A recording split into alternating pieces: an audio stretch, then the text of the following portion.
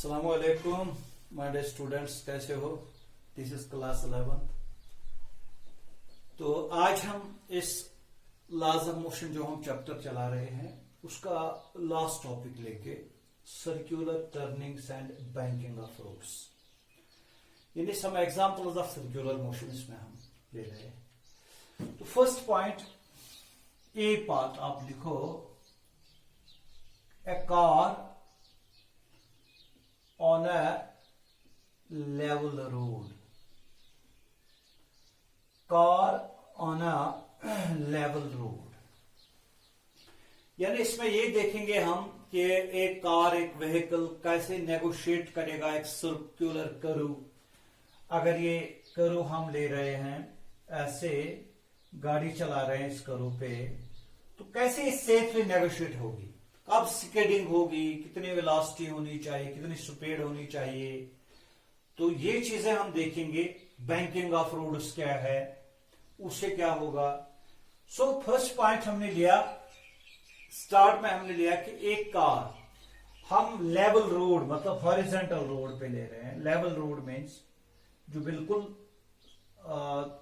इस पे जो लेवल रोड मतलब कि जिसका जो दोनों एजेस मतलब बैंकर्ड नहीं है, नो बैंकिंग।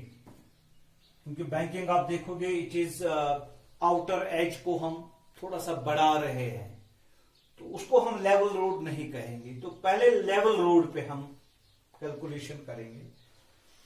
तो सबसे पहले हम देखेंगे कि ये जो व्हीकल है it's moving with velocity v, तो ये v वेलोसिटी से जा रहा है, सर्कुलर मोशन क्रॉस कर रहा है। नाउ जो इस पे लगने वाले फोर्सेस हम देखेंगे, कौन कौन से फोर्सेस हम इस पे दिखाएंगे, जिसको हम एफबीडी बोलते हैं।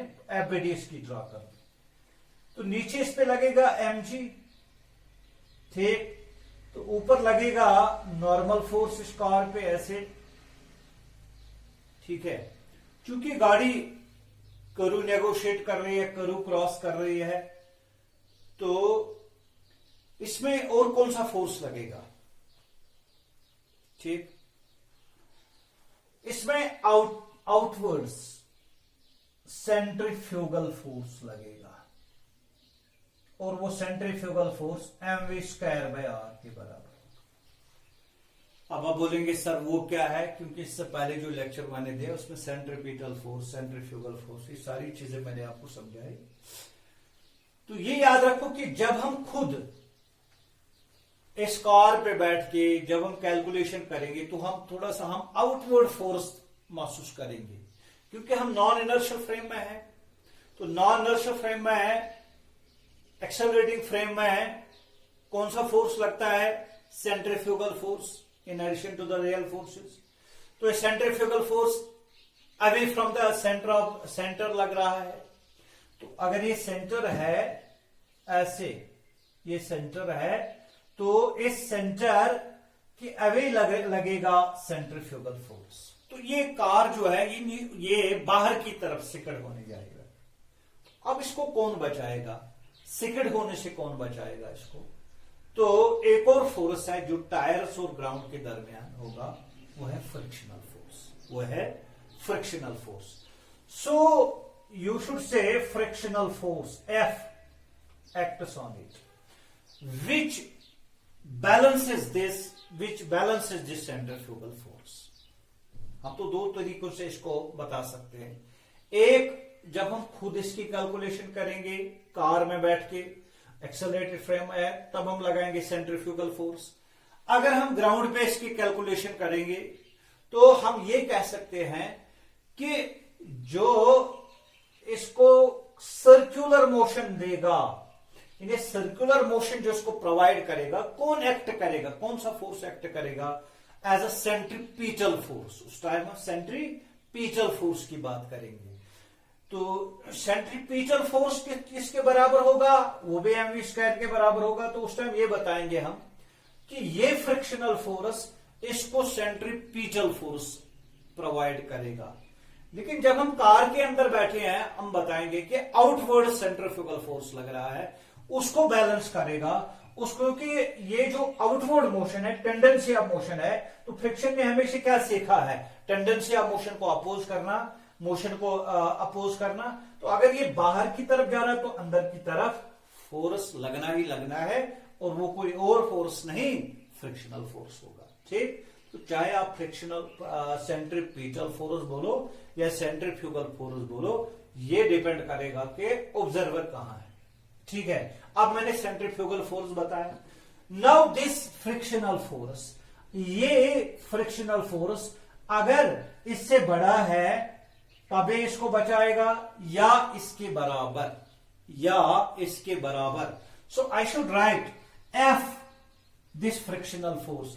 इनफैक्ट कौन सा, जो इसका सबसे ज्यादा value, that is maximum value, और I should say F limiting, it should be greater और equal to M V square by R, M V square by are.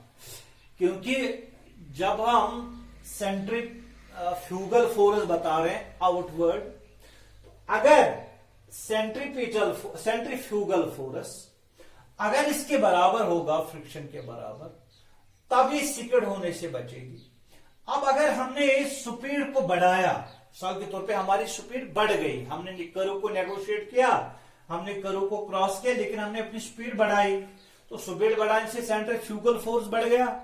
लेकिन जब हम सिकड़ कर रहे हैं तो हम क्या कर रहे हैं, हम थोड़ा आगे बाहर की तरफ जा रहे हैं, तो उससे रेडियस बढ़ जाता है। तो रेडियस बढ़ जाने से सेंट्रीफ्यूगल फोर्स तो अब डिक्रीज ही होगा, तो इसके साथ बैलेंस होगा। मतलब ये जो फ्रिक्शनल फोर्स है, इट शुड बी ग्रेटर और इक्वल टू सेंट्रीफ्यूगल फोर्स। तो आपको पता है इसका मैक्सिमम वैल्यू कितना है, that is F limiting equal to mu S into N. So I should write mu S into N, तो मैं यहां म्यू लिखूंगा, म्यू एन ग्रेटर और equal to M V square by R, M V square by R. ठीक, तो n जो है यहां देख लीजिए, n balances with mg, because ये हॉरिजॉन्टल रोड है, लेवल रोड है।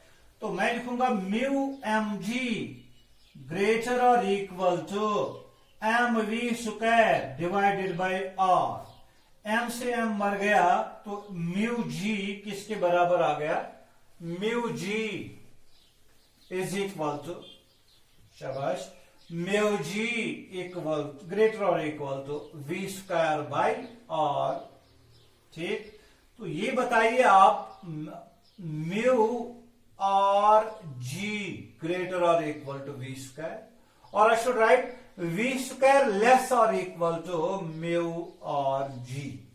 तो या मैं इस तरह लिख सकता हूं, v इज लेस और equal to, v is less और equal to under root of mu और जी, where mu is coefficient of friction, r is this radius, r क्या है, ये वाला सर्कुलर जो रेडियस है इसको क्रॉस करना, g is acceleration due to gravity। तो ये देखो ये इक्वेशन, यानी जो स्पीड हमारी रहनी चाहिए वो ये इक्वेशन सेट करेगी, ताकि हम सेफली कर्व को नेगोशिएट करें। तो इसका v इज लेस और equal to under root of mu और जी, यानी इस इक्वेशन से जो स्पीड निकलेगी या तो उसके बराबर या तो उससे कम होगी, ठीक होनी चाहिए। तो इसका मतलब है v मैक्सिमम क्या है, क्रिटिकल वैल्यू इसका क्या होगा, v is equal to under root of mu और जी। तो ये मैक्सिमम वैल्यू होना चाहिए।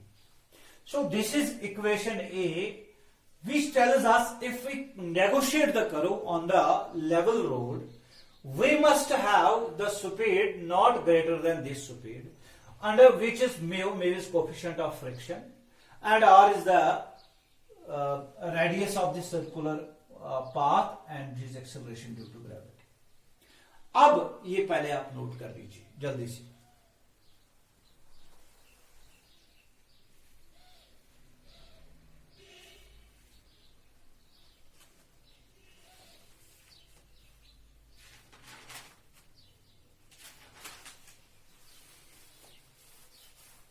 ठीक, अब ये इंपॉर्टेंट पॉइंट ये है कि अगर हमारी स्पीड, अगर कार की स्पीड एक्सीड करेगी इस स्पीड से, इससे निकलने वाली इक्वेशन, ए से निकलने वाले स्पीड से एक्सीड। फॉर एग्जाम्पल इससे हमें 50 किलोमीटर पर आवर स्पीड निकली, लेकिन हमने 70 किलोमीटर 80 किलोमीटर स्पीड लगाई थी, तो उस टाइम जो है car will not negotiate the curve safely, it will skid of.